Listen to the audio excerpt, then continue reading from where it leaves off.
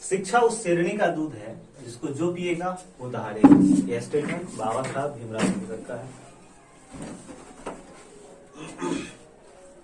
आज के क्लास में हम पढ़ेंगे, बचपन से हम लोग जिसको चंदा मामा के नाम से जानते हैं, पृथ्वी का एकमात्र उपग्रह चंद्रमा, अंग्रेजी में इसको मून कहा जाता है।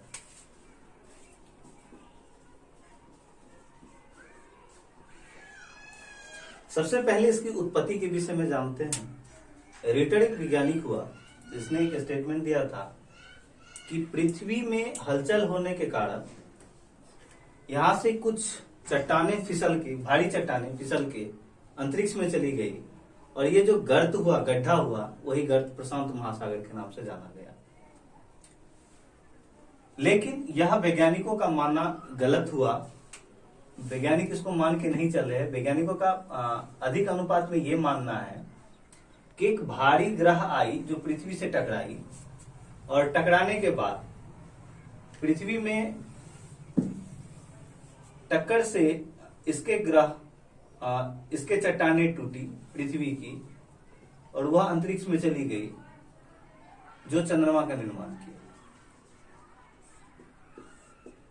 ये 60% जो वैज्ञानिक है वो मान के चलते हैं कि भारी ग्रह के टकराने से। अच्छा, इसके अगर एज की बात करें तो आज से 4.4 मिलियन वर्ष ईयर पूर्व की यह घटना हो सकती है, ऐसा अनुमान वैज्ञानिक लगाते हैं। चंद्रमा है क्या? चंद्रमा एक उपग्रह है। कैसा उपग्रह है? तो प्रकृति है, यानी जो स्वयं बना है, भगवान ने बनाया है, खुद से वो जनरेट हुआ है। ऐसा नहीं कि मानव निर्मित है, प्रकृति है। ग्रह की बात करें तो दो ग्रह, शुक्र ग्रह और बुध ग्रह, इस दोनों ग्रह के पास कोई भी उपग्रह नहीं है। बाकी जितने भी ग्रह हैं सभी के पास अपना एक न एक उपग्रह है। अगर पृथ्वी की बात करें तो पृथ्वी का मात्र एक उपग्रह है जिसका नाम चंद्रमा है। इसी तरह अगर मंगल की बात करें तो मंगल के पास दो उपग्रह है, डेमोस, फोबोस। अच्छा, बृहस्पति के पास अधिक मात्रा में उपग्रह है और इसका सबसे बड़ा उपग्रह गैनीमीड है। इसी तरह शनि,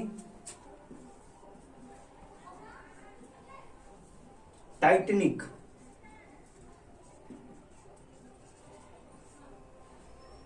ये सब शनि का सबसे ज्यादा, आप जानते हैं कि शनि के पास सबसे ज्यादा उपग्रह है, लगभग 86 हाल ही में खोजा गया है।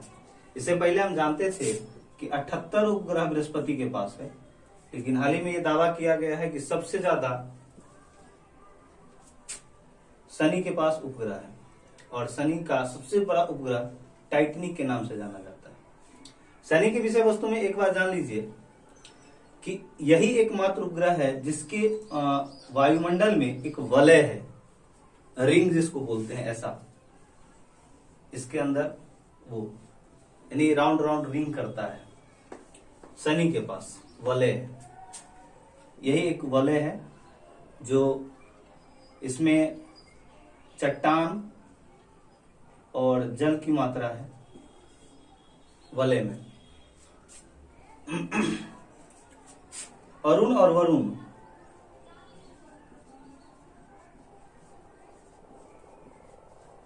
इस सब के पास भी उपग्रह है। Titanic, tannic, tunic.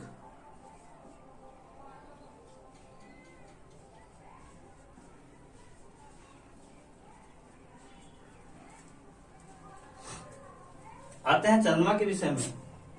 चंद्रमा पृथ्वी का उपग्रह संज्ञा जो दी जाती है उसकी कुछ शर्तें होती है। क्या शर्तें हैं? जैसे ग्रह है, ग्रह की शर्तें हैं कि ग्रह का एक ग्रह जैसे हमारी जो हम जो हिस्सा है, हमारी जो पृथ्वी है वह सौरमंडल का हिस्सा है और पृथ्वी अगर एक ग्रह है तो यह सूरज के चारों साइड एक अपनी कक्षा बनाते हुए एक अपनी ऑर्बिट में घूमती है निश्चित समय सीमा में, और यही इसको ग्रह की पहचान दिलाती है। इसी तरह उपग्रह की पहचान यह है कि वह ग्रह के गुरुत्वाकर्षण के कारण उस ग्रह के चारों तरफ परिक्रमा करेगी, अन्य किसी ग्रह का परिक्रमा नहीं करेगा। चंद्रमा के विषय वस्तु में एक बार जान लीजिए कि 27.32 दिन,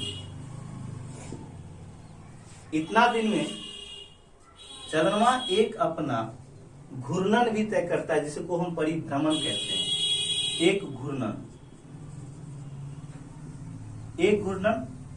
यानी जैसे पृथ्वी एक बार 24 घंटे में एक बार घूम जाती है पूरी अपने अक्ष पे, तो चंद्रमा भी पूरे अक्ष पे 27.32 दिन में घूमती है, और इसका परिभ्रमण और परिक्रमा दोनों एक ही समय है। इसलिए यही कारण बनता है कि चंद्रमा का हम सिर्फ एक ही सतह हमेशा देखते हैं, क्योंकि जिस एंगल से वो घूमता है, जिस साइड से, वही एंगल से पृथ्वी भी घूमता रहता है, तो हमेशा एक ही चीज आपको दिखाई देगा, और इसलिए चंद्रमा का एक ही सतह पृथ्वी से दिखाई पड़ता है। उसका एक ही कारण है, इसका परिभ्रमण और परिक्रमण दोनों का समय सीमा एक ही है। चलिए आगे कुछ ऑब्जेक्टिव क्वेश्चन चंद्रमा से जो बनेंगे वो जान लीजिए। चंद्रमा का वेट जो होता है वो पृथ्वी के वेट का 1/8 होता है। एकदम सर्टेन ऑब्जेक्टिव क्वेश्चन कई बार पूछ चुका है कि चंद्रमा का वेट कितना है, तो पृथ्वी के वेट का कितना, 1/8। अच्छा, चंद्रमा का डायमीटर कितना होता है, व्यास जिसको बोलते हैं। चंद्रमा के पास पृथ्वी के व्यास का 1/4 होता है। अच्छा, अगर एक क्वेश्चन बार बार फिजिक्स में या रेलवे में भी कई टेक्नीशियन सब में पूछ चुका है कि अगर किसी भी पिंड पे पृथ्वी पे किसी पिंड का वजन 60 केजी है तो चंद्रमा पे इसका वजन कितना होगा। तो जान लीजिए कि इसका जो वैल्यू होता है वो 1/6 होता है, इसलिए चंद्रमा पे इसका वैल्यू ग्रेविटेशनल 1/6 होता है पृथ्वी के तुलना में ग्रेविटेशनल, इसलिए वेट का भी कितना होगा 1/6, यानी 60 से 6 में भाग देंगे 10 केजी चंद्रमा पे। उस जो पृथ्वी पे वजन 60 केजी है वो चंद्रमा पे वजन कितना हो जाएगा 10 केजी, क्योंकि ग्रेविटेशनल फोर्स जो है वो कितना है, तो पृथ्वी के 1/6 भाग में। अब जानते हैं कि वेट का तुलनात्मक मान गुरुत्वाकर्षण से ही प्राप्त किया जा सकता है। अच्छा, चंद्रमा का ईयर 4.4 मिलियन ईयर्स वर्ष। चंद्रमा पे पहला पहुंचने वाला जो अंतरिक्ष यान है उस अंतरिक्ष यान का नाम था अपोलो, नासा के वैज्ञानिक, अमेरिका, और पहली बार कदम रखने वाले लोग थे नील आर्मस्ट्रॉन्ग। तो ये कुछ ऑब्जेक्टिव जो चंद्रमा के विषय वस्तु से बनते हैं।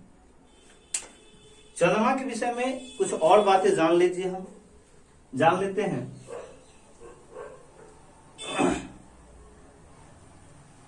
अब जितने भी ग्रह हैं, किसी भी ग्रह का अपना प्रकाश नहीं होता, ठीक चंद्रमा का भी अपना प्रकाश नहीं होता है, यह भी सूर्य के प्रकाश से ही चमकता है। एक बात, छोटी सी बात है। उसके बाद चंद्रमा की जो बात है, यहाँ पे जीवन संभव इसलिए नहीं है क्योंकि रात का जो टेम्परेचर होता है वो अत्यधिक ठंड होती है, अत्यधिक ठंड, और दिन का जो टेम्परेचर होता है वो अत्यधिक गर्म। कितना गर्म, तो रात का टेम्परेचर -173 डिग्री सेल्सियस तक जा सकता है, जबकि दिन का टेम्परेचर 238 डिग्री सेल्सियस तक प्लस में जाता है। आप समझ सकते हैं कि इस टेम्परेचर पे जीवन होना संभव ही नहीं है। इसलिए यहाँ के कंडीशन पे चंद्रमा पे फिलहाल जीवन की कोई कल्पना कर नहीं सकते। हाँ, टेम्परेचर मेंटेन होता है या इस योग्य जीवन कोई जी सकता है तो संभव है। और यही रहा हमारा चंद्रमा, हमारा उपग्रह चंद्रमा। इसी के साथ आज की क्लास यहीं खत्म करते हैं। देखिए।